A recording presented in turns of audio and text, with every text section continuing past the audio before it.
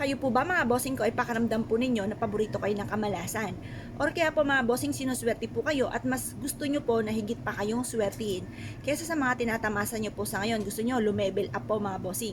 Ako po may tuturo sa inyo po mga bossing para magtuloy-tuloy ang pasok ng swerte. Gawin nyo po ito sa pamamagitan ng kalamansi.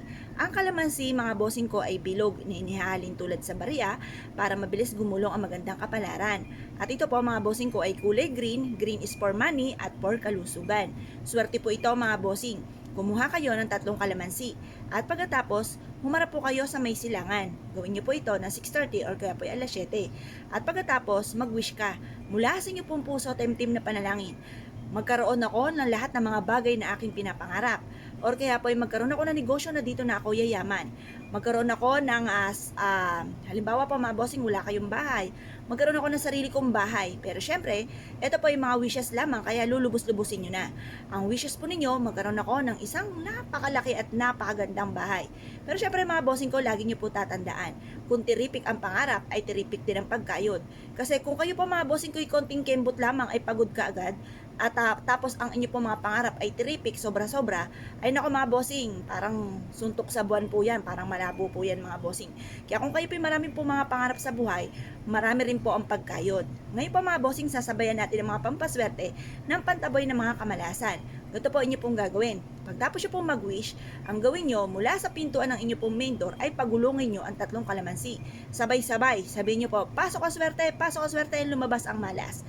Pagkatapos mga bossing, sa bawat sulok ng inyong tahanan ay pagulungin nyo po ito. Pagtapos, ganun din po sa inyo pong hagdanan, parang inaano nyo lang po siya mga bossing, parang ginaganyan siya.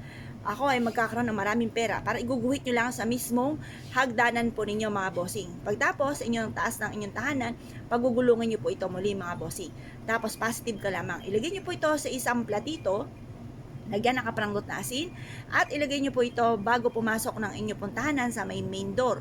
Or kaya ilagay sa inyo pong basong maliit, pagtaas lagyan nyo ng kaunting asin at ilagay sa likod ng pintuan ng inyo pong main door. Depende kung saan nyo siya gustong ilagay mga bossing. Or pwede rin naman ilagay nyo ito sa ilalim ng inyo pong higaan. Ang dulot po nito ay swerte.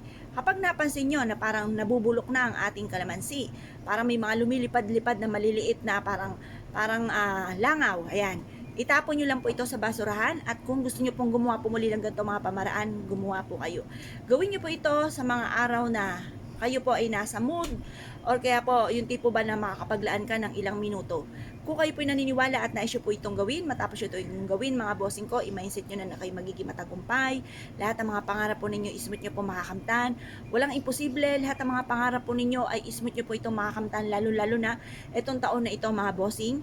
At sabihin nyo po, yayaman ako at magiging matagumpay, lahat ng mga pangarap ko ay matutupad, lalo-lalo na itong taon na ito. Kaya kung kayo pinaniwala mga bossing, ay siya, subukan nyo na po ito at i-mindset nyo na simulan na ito ng tagumpay po ninyo at dagdagan lalo ng sipag at tiyaga. Kung kayo pinaniwala mga bossing, good luck po sa inyo po lahat.